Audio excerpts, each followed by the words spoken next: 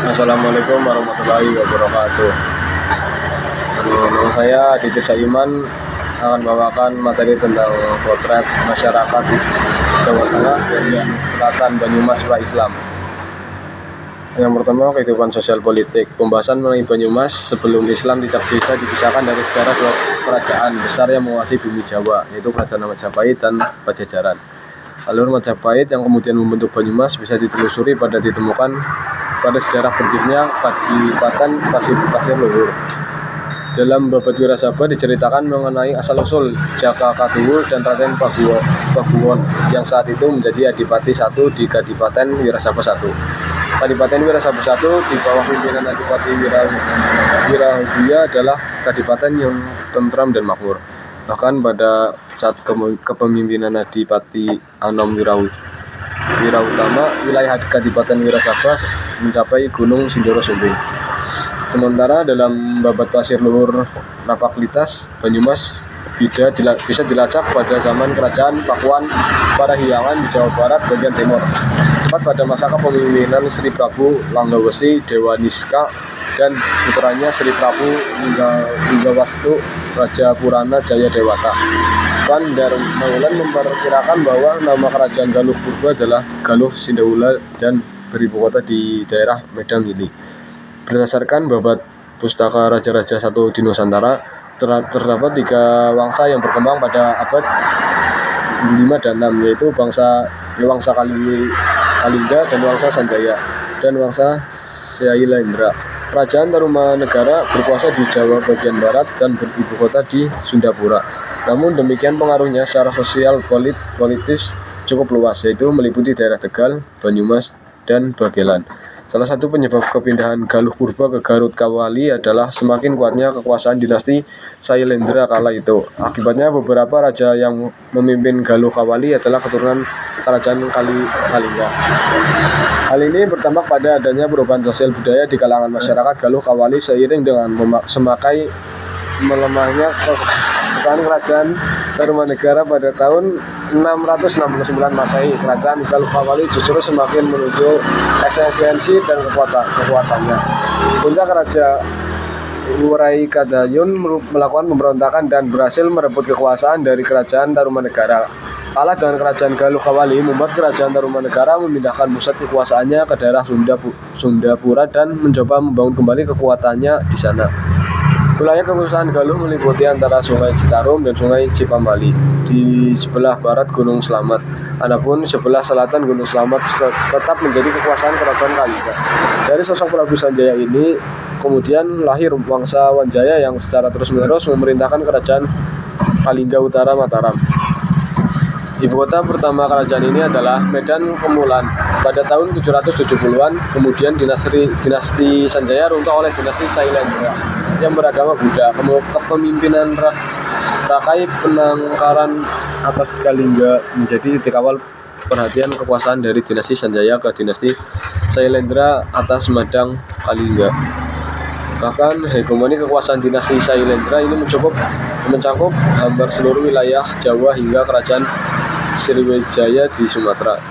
Di era rakyat pikatan, pusat pemerintahan dipindahkan dari Medan Kemulan ke Memerati di daerah Geduk. Namun akibat dampak dari letusan dahsyat Gunung Merapi, pusat kerajaan akhirnya dipindahkan ke wilayah Jawa Timur. Namun pembuktian atas fakta tersebut selama ini selalu mengalami kendala akibat tentang waktu yang terlalu jauh.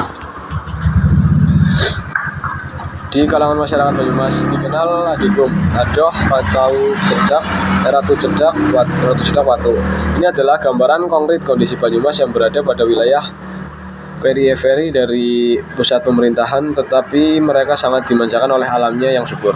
Dalam cerita pewayangan, tokoh Bawor dikenal sebagai anak sulung dari Semar. Umumnya gagrak pewayangan hanya mengenal tokoh Petruk, Gareng, Bagong, dan Semar. Sementara sosok Bawor tidak dikenal. Kondisi ini telah membentuk semacam subkultur sosial budaya yang lahir akibat infiltrasi Bagelan dan Banyumas. Atas inilah Kebumen menjadi daerah yang cenderung sulit untuk diidentifikasi keaslian struktur sosial dan budayanya. karena sulit ditemukan pemikirannya atau perilaku ekstrim yang munculnya kontroversi dan konflik di tengah masyarakat. Perbedaan pendapat sebagai hasil berpikir kritis seringkali diharmonisasikan sebagai tidak menimbulkan gejolak dan konflik berkepanjangan di masyarakat. Dampak dari sosial seperti ini seringkali membentuk perilaku masyarakat kebumen, stagnan, kurang dinamis, serta lambat merespon perubahan. Kehidupan masyarakat. Yang kedua, kehidupan ekonomi masyarakat. Dari sisi alam, seluruh daratan di Pulau Jawa dikenal sebagai kesuburan tanah dan curah hujannya yang tinggi. Beberapa daerah yang dikelilingi atau diampit oleh beberapa pegunungan vulkanik serta dataran-dataran tinggi yang bahkan cenderung tersosialisasi dari pengaruh sosial politik dunia luar. Bahkan sejauh pendeknya aliran sungai di Pulau Jawa turut membentuk mata rantai kekuasaan yang kala itu. Sebagai contoh, misalnya aliran sungai Brantas dan Bengawan Solo yang dijadikan para penghubung jarak jauh melalui masyarakat. Setelah berhasil membentuk pusat kerajaan sebesar yaitu Majapahit dan Mataram, belum terjadinya sarana perhubungan yang memadai pada saat itu menyebabkan masyarakat hanya mengandalkan kondisi cuaca dalam hal ekspedisi hasil pertanian atau perkebunan. Profesi masyarakat juga berkembang tidak lagi hanya menjadi petani, melainkan adanya beberapa yang menjadi pedagang, eksportir barang atau penguasa kapal angkut barang. Islamisasi di wilayah Jawa Tengah bagian barat. Yang pertama, peran Wali Songo. Kata wali antara lain berarti pembela, teman dekat, dan pemimpin. Dalam pemakaiannya, wali biasanya diartikan sebagai orang yang akad dengan Allah.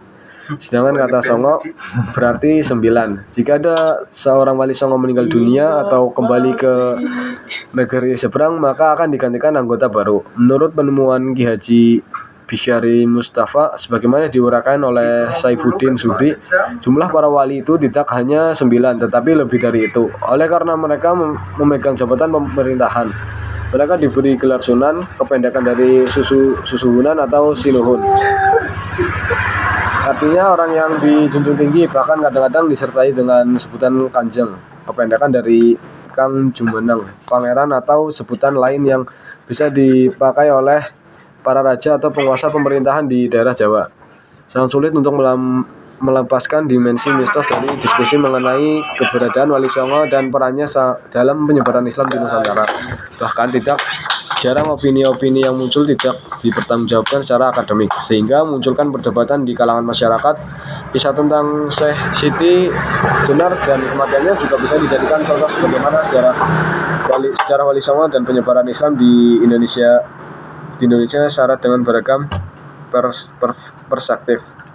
Dalam sejarah Islam tercatat bahwa era kepemimpinan Harun al-Rasyid sering disebut sebagai titik puncak kemajuan peradaban Islam. Yang kedua, peran wali dan ulama lokal. 1. Syekh Makhdum, wali dan Raden Banyak Belanak atau Panembahan Senopati.